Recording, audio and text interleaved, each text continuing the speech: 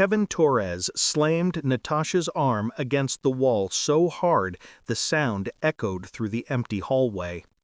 "You're going to do exactly what I tell you, you insolent little black girl, or you can pack your things right now." His voice was sharp, venomous, the kind of tone that could make anyone tremble. But Natasha didn't. She looked him straight in the eye, her voice steady even as pain rippled through her arm. "Please, Mr. Torres, let go of me.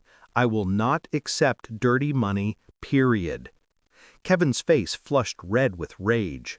He had dragged her to the back of Elegance, the most prestigious restaurant in Chicago, where she'd worked faithfully for 2 years, away from cameras and witnesses, all because she'd refused to take a $5,000 bribe from Senator Richardson, one of his special clients. The senator had left the envelope for her after catching Kevin tampering with receipts.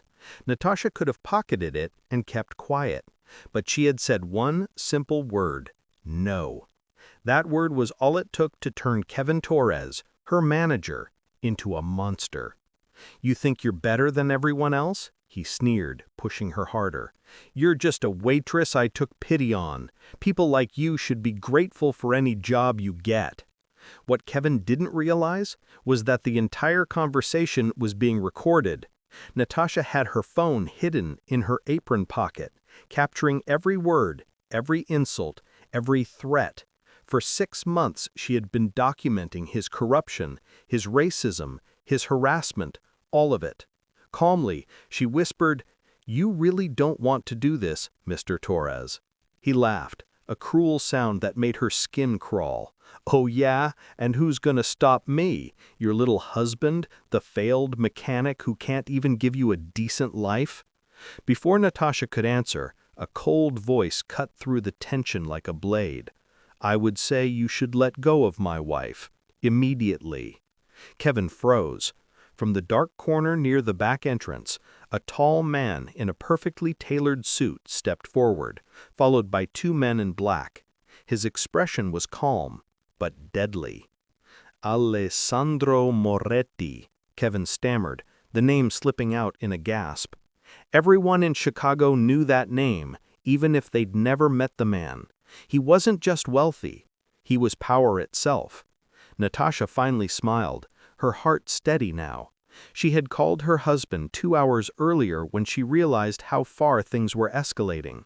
For 2 years, she had kept her marriage a secret at work because she wanted to earn her own place, her own name. But now, that secret was about to save her life. Alessandro stopped right in front of Kevin. "You have 3 seconds," he said coldly, "to explain why your hand is on my wife." Kevin let go instantly, stumbling back. I didn't know. It was just a misunderstanding." Alessandro's voice was calm, almost too calm. "A misunderstanding? You called her an insolent little black girl and dragged her somewhere without cameras. That's not a misunderstanding, that's deliberate." Natasha crossed her arms, watching him crumble. For 2 years, Kevin had treated her like she was nothing. He made racist jokes, cut her pay, touched her inappropriately, and assumed she'd stay quiet because of who she was. But he underestimated her. He always had. "Your wife has been difficult," Kevin stuttered, trying to recover. "She questions orders." "Orders like taking bribes?" Natasha interrupted, pulling her phone from her pocket. "You mean like this recording of you offering me $5,000 to forget about Senator Richardson's fake receipts?" Kevin's mouth fell open. You recorded me?" Natasha smiled faintly.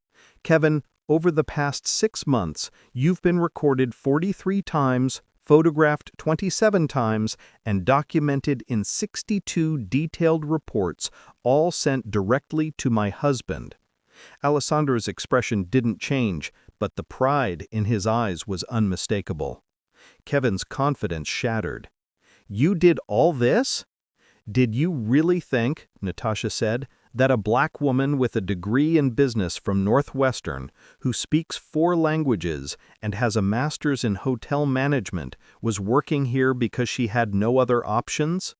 Kevin blinked rapidly. But, you never said—" "You thought what?" Natasha snapped. "That because I'm black, I'd keep quiet? That because I wear an apron, I'm beneath you? That's your problem, Kevin. You built your world on assumptions, and now it's collapsing." Alessandro stepped closer. "Kevin," he said quietly, "do you know why my wife took this job?" Kevin shook his head helplessly. "Because she wanted to investigate this restaurant. I suspected it was being used for money laundering. She offered to go undercover, and she spent 2 years gathering evidence." Kevin's lips trembled. "Wait, you mean this was—" "An operation," Natasha said simply. "You didn't just humiliate me, Kevin. You harassed Maria in the kitchen, telling her Mexicans are only good for washing dishes. You groped Jessica, the sommelier, then told her to be grateful for the opportunity. You stole from customers who trusted you. And you did it all thinking no one was watching." Kevin's desperation turned to pleading. "We can make a deal. I have information, valuable contacts, other restaurants." "Kevin," Alessandro said coldly, "you're offering secrets to the man who already knows everything." The words hit him like a punch. He realized now he hadn't been caught by accident. He'd been studied, trapped, and documented like a specimen. "Senator Richardson will be pleased to know," Natasha continued, "that all your transactions with him have been recorded, as will Judge Morrison, Congressman Walsh, and your construction buddies." Kevin's knees weakened. Each name was another nail in his coffin. "Please," he whispered, "I have a family, children." Alessandro's expression softened for a moment. "You should have remembered that before you laid a hand on mine." Natasha opened her briefcase, pulling out a thick folder of documents. "For 2 years," she said, "you laughed every time I carried this home. You thought it held customer complaints. In reality, it was your destruction. Every forged signature, every false receipt, every dirty deal." Kevin's face went pale as he fumbled for his phone. "I'm calling Senator Richardson right now. He'll fix this." Alessandro exchanged an amused glance with Natasha. "Go ahead, but you should know that Senator Richardson is being arrested at this very moment for money laundering and tax evasion." "That's impossible," Kevin gasped. "Operation Clean Plate," Natasha said smoothly. 6 months of joint investigation between the FBI, IRS, and Chicago PD. 12 politicians, 8 judges, 15 businessmen, all connected through this restaurant. And you, Kevin, were the key." Kevin fell against the wall, shaking. "Judge Morrison?" "Arrested 2 hours ago," Alessandro replied. "Congressman Walsh, too, and that construction mogul? Gone." Natasha flipped through the folder, landing on a document. "What impresses me most, Kevin, is this. You forged my signature." Kevin froze. You what?" "You forged Alessandro Moretti's name," Natasha said quietly. "You stole from the most powerful man in this city while being recorded the whole time." Kevin collapsed. "Please, I'll testify. I'll tell you everything." "We don't need your testimony," Natasha said. "We already have 2,000 pages of evidence. You're not a source, Kevin. You're the product." Alessandro nodded to one of his men. "Michael." A man in a dark suit stepped forward, briefcase in hand. "Kevin Torres, you are under arrest for money laundering, tax evasion, racial discrimination, and conspiracy to commit federal fraud." Kevin stared in disbelief. You've eaten here?" Michael smiled faintly.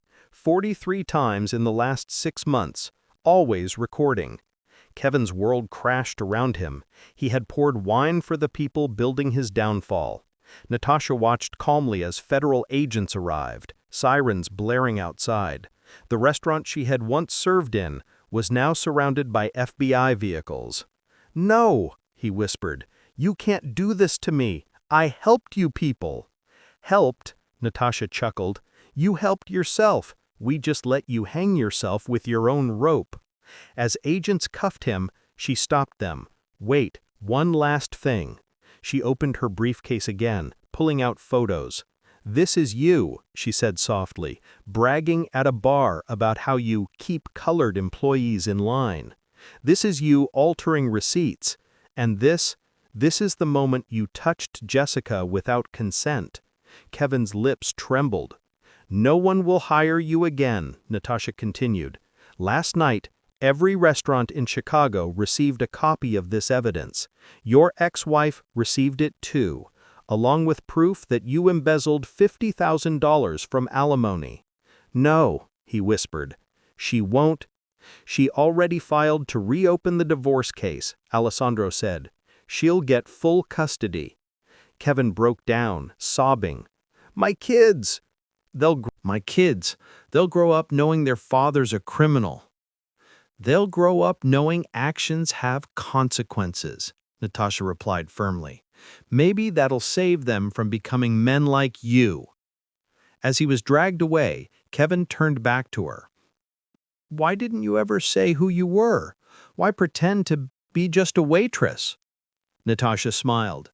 "Because I am a waitress, Kevin. A waitress with 2 degrees, who speaks 4 languages, and who just coordinated the biggest anti-corruption operation in Chicago's history. The difference between us is that you looked at me and saw skin color. I looked at you and saw exactly who you were." Hours later, the story exploded across every news channel. Heroin waitress exposes million-dollar corruption scheme. Black woman brings down Chicago power network. Natasha Williams Moretti became a national name overnight. Months later, she stood on stage at the Chicago Convention Center holding the National Anti-Corruption Award as thousands rose to applaud. "For 2 years," she began, her voice steady, "I was invisible. But invisibility can be a superpower when used wisely." The crowd laughed, but many had tears in their eyes. "True strength," she said, "isn't shouting when you're wronged.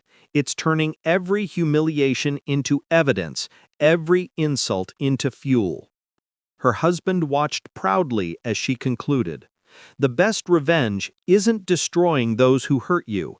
It's building something so powerful that they spend their lives regretting they underestimated you." As the applause thundered, Natasha smiled softly. The girl who once served tables was now shaping laws, training investigators, and proving to the world that intelligence, strategy, and patience can defeat even the deepest corruption. Somewhere in a prison cell, Kevin Torres sat alone, realizing too late that every insult he'd ever thrown had been another brick in the fortress of her victory.